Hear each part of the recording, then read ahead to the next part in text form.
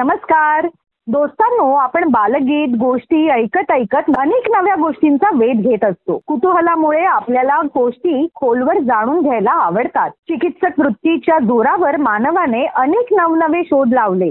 म्हणूनच मिठाचा शोध हा मानवी संस्कृतीमधील सर्वात महत्वाचा क्रांतिकारी टप्पा आपल्याला मानावा लागेल.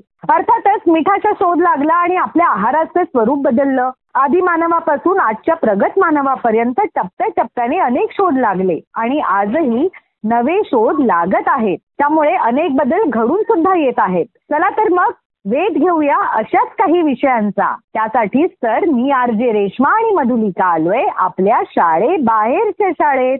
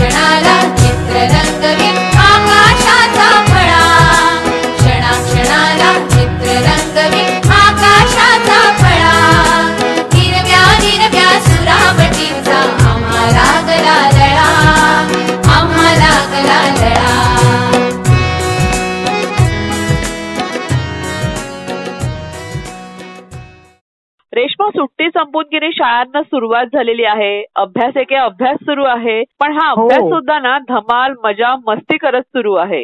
अगदी बरोबर. आणि त्यातही जोर धरलाय तो म्हणजे छान छान बालगीतांनी आणि विविध गाणी आणि कवितांनी. हो ना. आणि या चालीतल्या कविता किंवा गाणी ऐकताना की नाही सगळ्यांना खूपच मजा येते. त्या पाठ सुद्धा किती पटापट होतात ग. हो. आणि पालक सुद्धा या अभ्यासाला खूप छान प्रोत्साहन देत आहेत मुलांना.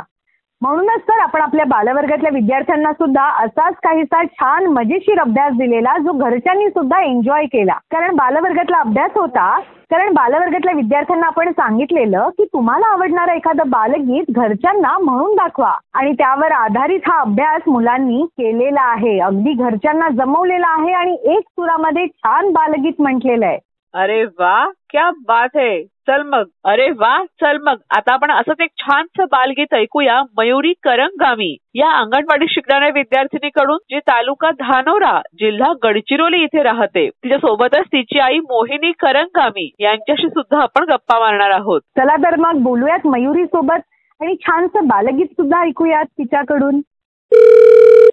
नमस्कार मोहिनी ताई. नमस्कार. शाळेबाहेरच्या शाळेमध्ये तुमचं मनापासून स्वागत आहे. कशा आहात आपण? बरे सांग. आणि मयुरी आता अंगणवाडीमध्ये आहे बरोबर? हो मॅडम.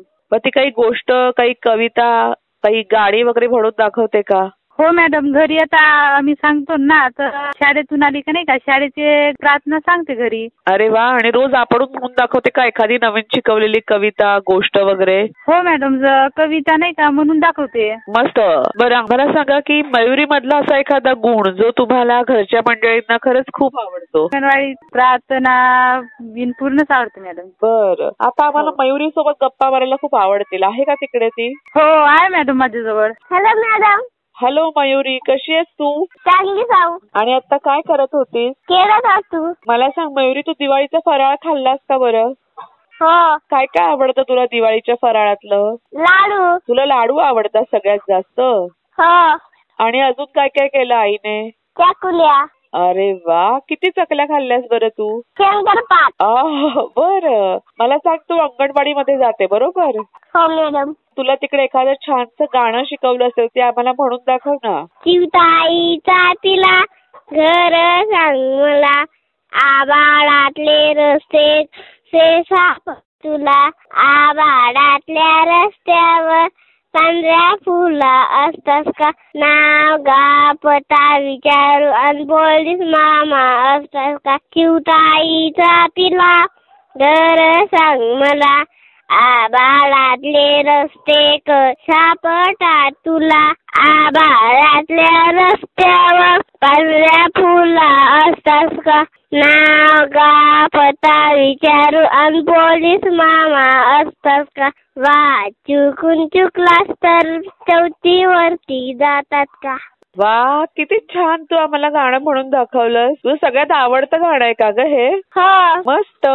तुला तिकडे अजून कोणतं तरी अजून एक गाणं शिकवलं असेल नाही का? हो मॅडम. हा, मग ते आम्हाला म्हणून दाखव ना.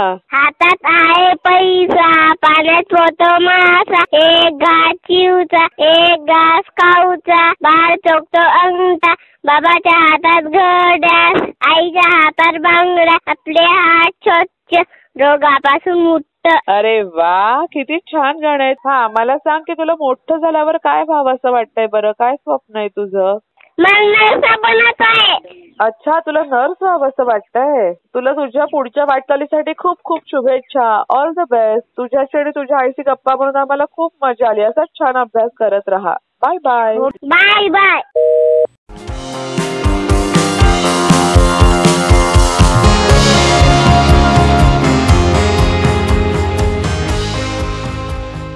मधुलिका, गाण्याला जर चाल नसेल तर ते गाणं किती बेसूर वाटेल नाही का? हो ना, म्हणजे ते काही गाणं ऐकताना की नाही मज्जाच येणार नाही. आणि असंच काहीसं आपल्या जेवणाच्या बाबतीतही होतं. आपण विविध पदार्थ चाखतो, पण त्यामध्ये जर मीठच नसेल तर? हा, किती अळणी लागेल. खाताना की नाही काही मज्जाच नाही येणार बुवा. खरंच.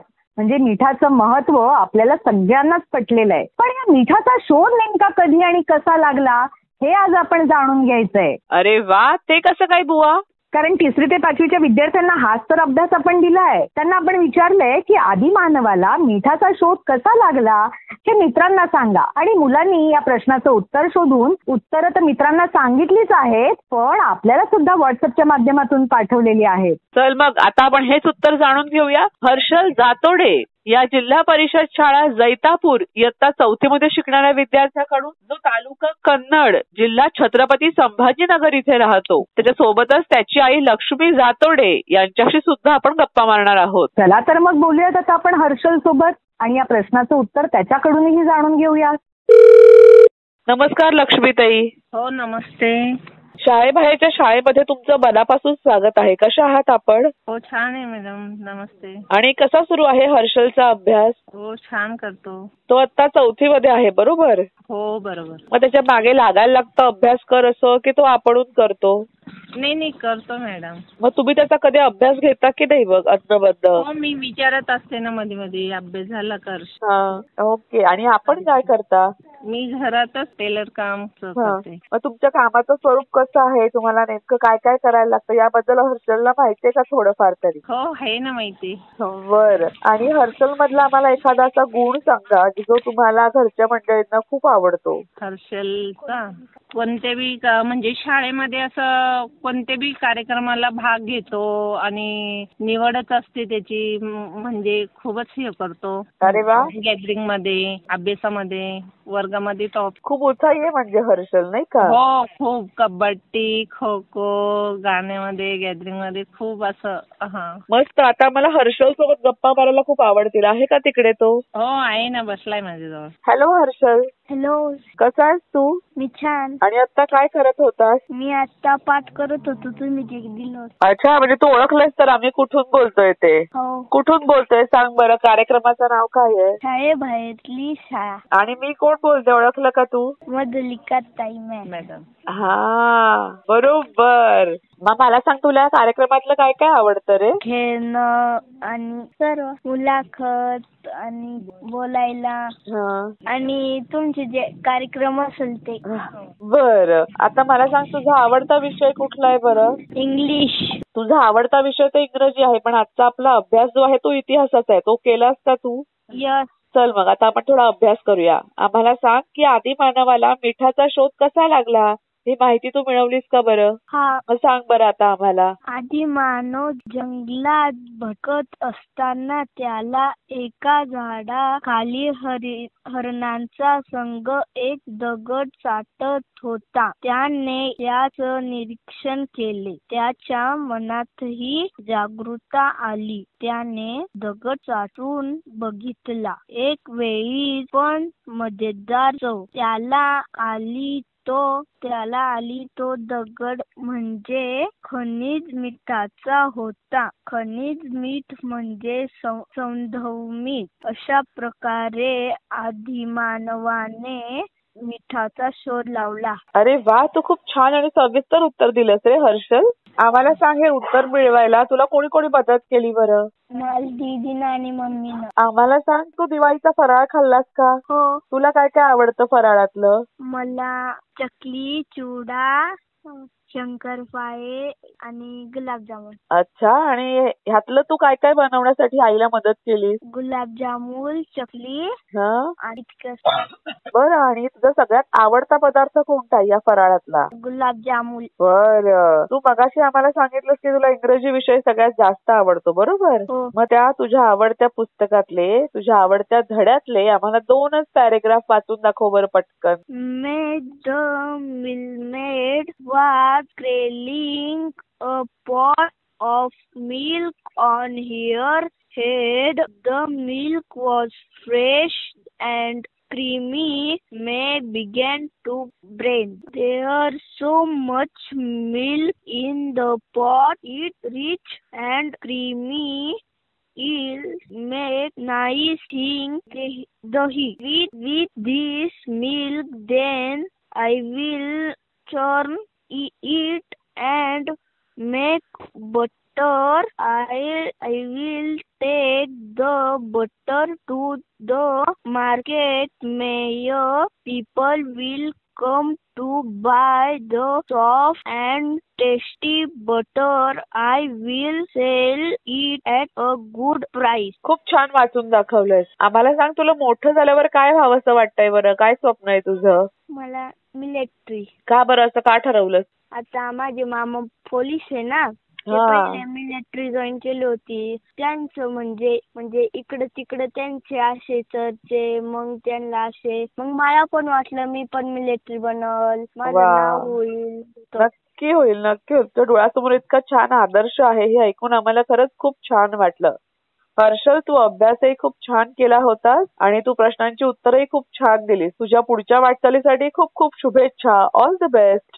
से thank you. Thank you. You are welcome. तुझ्याशी आणि तुझ्या आईशी गप्पा मारून आम्हाला मजा आली. Bye bye. बाय.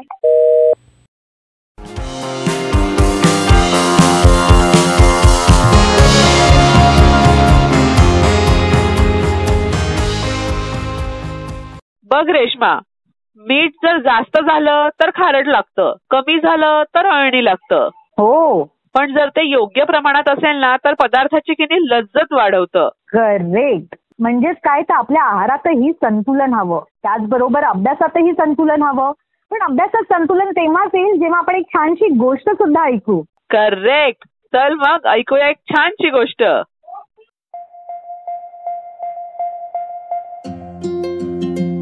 साबणाचे फुगे गोल का असतात? लेखन सुकन्या सिन्हा. मराठी अनुवाद जुई कुलकर्णी. मनू आणि माया हे जुळे बहीण भाऊ. एके दिवशी ही भावंड शाळेतून घरी येत होती. वाटेत ट्रॅफिक सिग्नलला त्यांना एक माणूस दिसला. तो माणूस साबणाचे फुगे तयार करण्याचे साहित्य विकत होता. त्यानं प्लास्टिकची नळी एका बाटलीत बुडवली आणि बाहेर काढून फुंकर मारली. तर काय, फुग्यांची एक लांब लचक माळच त्यातून बाहेर पडली. काही फुग्यांवर तर इंद्रधनुष्यासारखे रंग चमकत होते. तो माणूस ओरडत होता, 10 रुपये, 10 रुपये. तेवढ्यात सिग्नलचा दिवा हिरवा झाला. मनू आणि मायाची बस पुढे निघाली. मनूनं रात्री जेवताना आईला विचारलं, आई, आपण साबणाचे फुगे तयार करायचं साहित्य विकत आणूया का? आई म्हणाली, ते सगळं तर तुम्ही घरी पण तयार करू शकता. तुम्ही दोघं उद्या प्रयत्न करून का पाहत नाही? त्या रात्री मनू आणि माया फुग्यांची स्वप्न बघत झोपले. दुसऱ्या दिवशी सकाळी मायानं एका छोट्या लाल बादलीत शॅम्पू आणि पाणी मिसळून ठेवलं. ती बादली तिनं बागेत नेऊन ठेवली. मनूला बाबांच्या टूलबॉक्स मध्ये काही तारांचे तुकडे सापडले. त्यानं त्यातली एक तार वळवून तारेच्या टोकाला एक कडं तयार केलं. मनूनं ती तार साबणानं भरलेल्या बादलीत बुडवली आणि तारेच्या टोकाला तयार केलेल्या कड्यात त्याने एक जोरदार फुंकर मारली. पण अरे रे रे रे, एकही फुगा बाहेर पडला नाही. अरे, अशी हळूच फुंकर मार ना, असं म्हणत मायाने हळुवार फुंकर मारली. तरीही फुगा काही केला तयार होईना. मनूनं आणखी एकदा प्रयत्न केला. आता सावण फुग्यांची माळच बाहेर पडली. तसे ते दोघं मोठ्यानं ओरडली, ओहो, आहा. कुल्फी कुत्रा सुद्धा ती फुग्यांची माळ बघून त्यामागे धावू लागला आणि भुंकत सुटला. माया म्हणाली, मी आता वेगळ्या प्रकाराने तार वळवणार आहे. तिनं दुसऱ्या एका तारेचा तुकडा घेऊन तो वळवून तारेच्या टोकाला एक चौकोनी आकार तयार केला. माया म्हणाली, माझे साबण फुगे आता नक्कीच छोट्या छोट्या चौकोनी बॉक्स सारखे दिसतील. मनू म्हणाला, आपण इतर वेगवेगळे आकारही तयार करूया. मनूनं मग तारेच्या टोकाला वळवून तिच्या शेवटी त्रिकोणी आणि ताऱ्यासारखे आकार तयार केले. ती दोन्ही जुळी भावंड कुल्फी कुत्र्याला साबणाच्या फुग्यांच्या मागे धावताना पाहत होती. आणि सगळे फुगे गोल आकाराचेच होते. किती अजब ना. माया तक्रारीच्या सुरात आईला म्हणाली, आई, आम्ही वेगवेगळ्या आकाराचे साबणाचे फुगे तयार करायचा प्रयत्न केला, पण सगळे फुगे गोलच होत आहेत. आईशी गप्पा मारायला आलेल्या शेजारच्या सुखविंदर काकू म्हणाल्या, अगं, गोल हा एक विशिष्ट आकार असतो.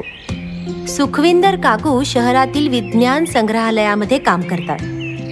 सुखविंदर काकू म्हणाल्या, जेव्हा आपण साबणाचे फुगे बनवतो ना, तेव्हा आपण फुग्यात हवा फुंकतो. जर फुगा गोल आकाराचा असेल तर फुग्याचं आवरण सगळ्यात कमी ताणलं जातं. त्याचा दुसरा कुठला आकार असेल तर त्या आवरणाला एवढी सारी हवा आत घेण्यासाठी जास्त ताण येतो. फुग्यांना ते आवडत नाही. हे ऐकून मनू ओरडला, म्हणजे फुगे आळशी असतात, त्यांना ताणलं जाणं आवडत नाही. तो आणखी साबणाचे फुगे उडवायला माया सोबत पळाला. वर्गामध्ये करायची कृती. साबणाचे फुगे कसे तयार कराल?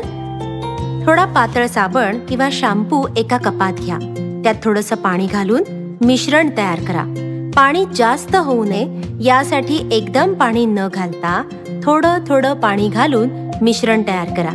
एखाद्या तारेचे लांब तुकडे घ्या. प्रत्येक तुकड्याची एक बाजू वळवून वेगवेगळे पोकळ आकार तयार करा. हे पोकळ आकार साबणाच्या पाण्यात बुडवून साबणाच्या वेगवेगळ्या आकाराच्या चौकोनी, गोल किंवा त्रिकोणी पातळ आकृत्या कशा तयार होतात ते बघा. या साबणाच्या आकृतीमध्ये हळूच फुंकर मारून बघा.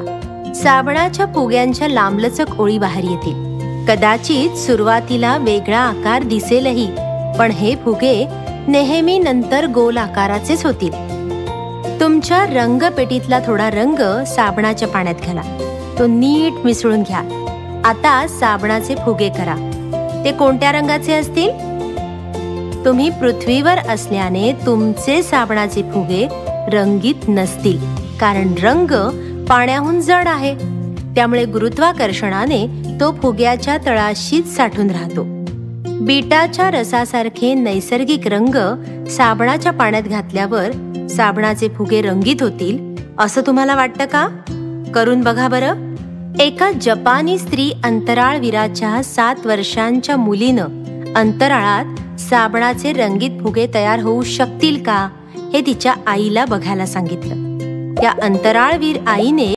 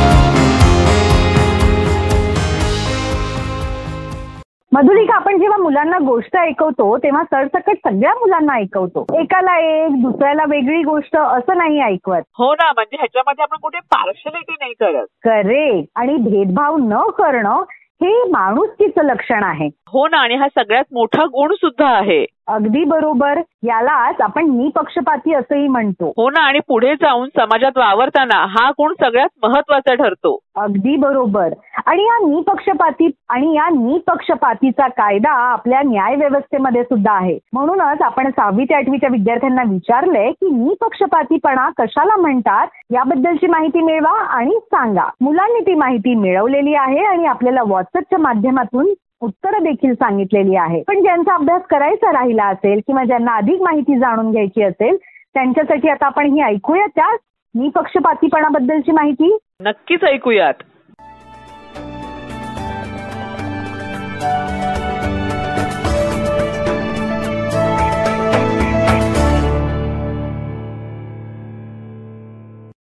कायदे मंडळ व कार्यकारी मंडळ यांच्याबरोबर न्यायमंडळ हा सुद्धा शासन संस्थेचा एक महत्त्वाचा घटक आहे.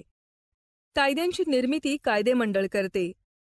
कार्यकारी मंडळ कायदे मंडळाने केलेल्या कायद्यांची अंमलबजावणी करते. तर न्यायमंडळ न्याय देते. आज आपण या पाठात न्यायमंडळ न्यायदान कसे करते, त्यामुळे समाजातील अन्याय कसा दूर होतो व त्यातून सामाजिक स्वास्थ्य कसे प्राप्त होते याचा विचार करणार आहोत. त्यापूर्वी आपण आपल्या किंवा समाजातील प्रत्येक व्यक्तीला न्यायदानाची आवश्यकता का असते ते समजून घेऊ. न्यायदानाची आवश्यकता का असते? मुलांनो, व्यक्तींमध्ये मते, विचार, दृष्टिकोन, समजुती, श्रद्धा, संस्कृती, चालीरीती, परंपरा इत्यादींबाबत भिन्नता असते. सर्वांनी सहिष्णुता बाळगल्यास या बाबींमधून संघर्ष निर्माण होत नाही. सहिष्णुता म्हणजे आपल्या मतापेक्षा इतरांचे मत वेगळे असू शकते असा विचार करणे होय. परंतु या सर्व बाबतीत मतभिन्नता टोकाची झाल्यास व आपले तेवढे चांगले दुसऱ्याचे ते वाईट असा विचार केल्यास त्यातून संघर्ष निर्माण होतात. हे संघर्ष मिटविण्यासाठी किंवा त्यावर उपाय शोधून काढण्यासाठी निपक्षपाती दृष्टीने कायद्याच्या बाबींचा आधार घेणे गरजेचे असते. निपक्षपातीपणे म्हणजे कोणाही एकाची बाजू न घेता दोन्ही बाजूंचा विचार करणे आणि ज्याची बाजू सत्याची असते त्याला योग्य ठरविणे याला निपक्षपाती असे म्हणतात. या सर्व गोष्टींसाठी न्यायमंडळासारख्या निस्पृह यंत्रणा आवश्यक असतात. न्यायदानाची आवश्यकता. मुलांनो, पुढील गोष्टींसाठी न्यायदानाची आवश्यकता असते. व्यक्तींमध्ये संघर्ष निर्माण होऊ शकतात. तसेच व्यक्ती आणि शासन संस्था यांच्याही हितसंबंधाबाबत संघर्ष निर्माण होऊ शकतात. शासनाने घेतलेला एखादा निर्णय किंवा केलेला कायदा लोकांना अन्यायकारक वाटू लागला की लोक त्याच्या विरोधात न्यायालयात दाद मागू शकतात.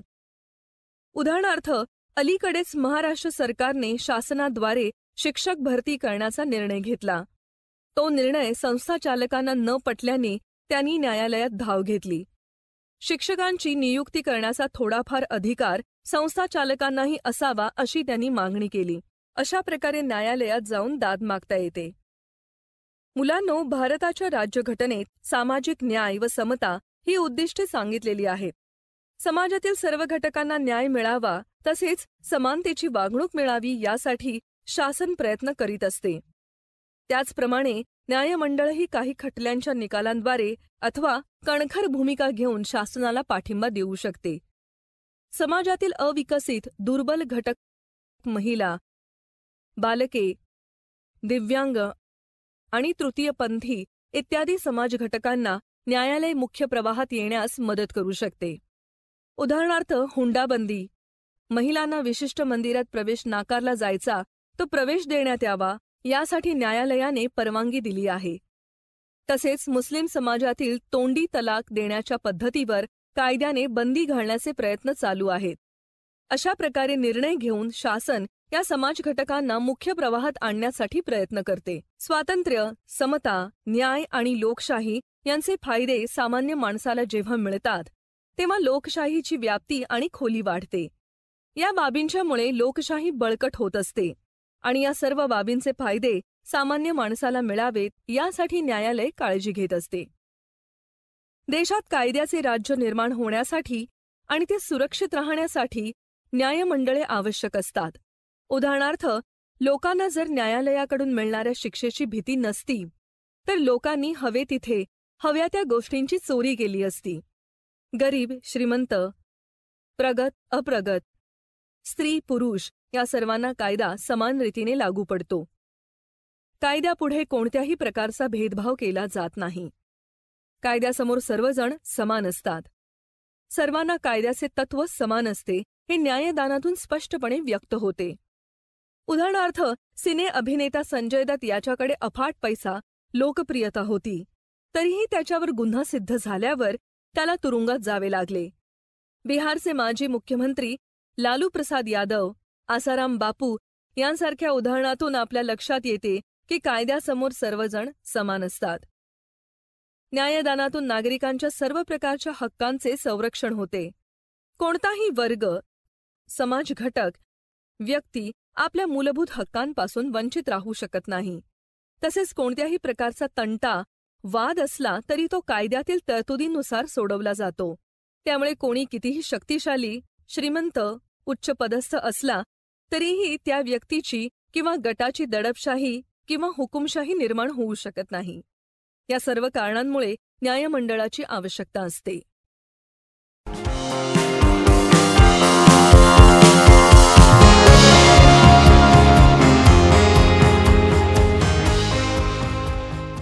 मंडळी, मुलांचं संगोपन करताना की नाही अनेक गोष्टींची काळजी घ्यावी लागते.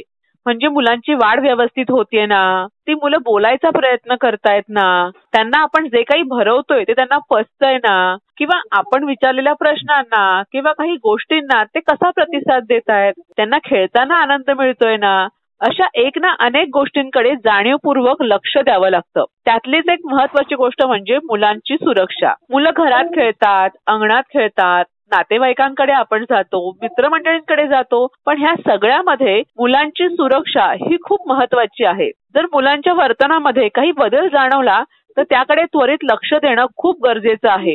आणि हे सगळं महत्वाचं आहे ते मुलांचं संगोपन करताना. तेव्हा आता आपण ऐकूया मुलांचे संगोपन यामध्ये मुलांची सुरक्षा. मुलांची सुरक्षा. मुलांच्या सुरक्षिततेसाठी ह्या गोष्टी नेहमी लक्षात ठेवाव्यात. मुलांना अंघोळ घालताना पाणी भरलेल्या भांड्यांपासून दूर ठेवा. घराच्या साफसफाईसाठी वापरण्यात येणारे पदार्थ किंवा केमिकल मुलांपासून दूर ठेवा. टोकदार व धारदार वस्तू मुलांपासून दूर ठेवा. घरातील विजेची उपकरणे मुलांच्या उंचीपेक्षा वर लावा, तसेच चालू स्थितीत ठेवून दूर जाऊ नका. मुलाला पाळण्यात तसेच खाटेवर एकटे सोडू नका. औषधाच्या बाटल्या व गोळ्या मुलांपासून लांब सुरक्षित ठिकाणी ठेवा. चटका लागणाऱ्या वस्तू जसे लायटर, माचीस, गरम इस्त्री इत्यादी पासून मुलांना दूर ठेवा. मुलांच्या गरजेच्या वस्तू आणि खेळणी नेहमी स्वच्छ ठेवा. खेळताना मुलांच्या सुरक्षेसाठी नेहमी त्यांच्या जवळ राहा, त्यांना एकटे सोडू नका. मुलाला उंच टेबलावर किंवा खुर्चीवर एकटे बसवू नका.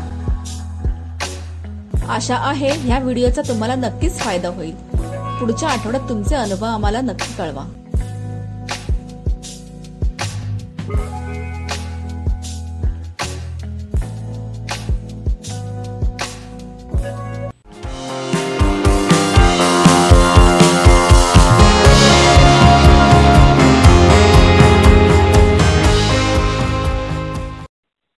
एक नक्की आपल्याला प्रश्न पडणं खूप गरजेचं आहे. कोणतीही नवी गोष्ट शिकताना किंवा जुन्या गोष्टींचा अभ्यास करताना आपल्याला प्रश्न पडले तर उत्तर शोधून आपण नवं संशोधन करू शकतो. यावरूनच आपल्याला विषय नेमका कळला आहे की नाही हे लक्षात येईल. आणि बघा, विषयासंदर्भातले प्रश्नच जर आपल्याला पडले नाही तर स्वतःलाच प्रश्न विचारा की विषय आपल्या आवडीचा आहे का, किंवा आपण नीट लक्षपूर्वक ऐकला आहे का. आणि या जर दोन्ही प्रश्नांची उत्तरं हो असं असेल तर मात्र विषयाचा अभ्यास आपल्याला चांगलाच समजला आहे याची खात्री बाळगा. भेटूया आता पुढल्या भागात. Bye bye. Bye bye.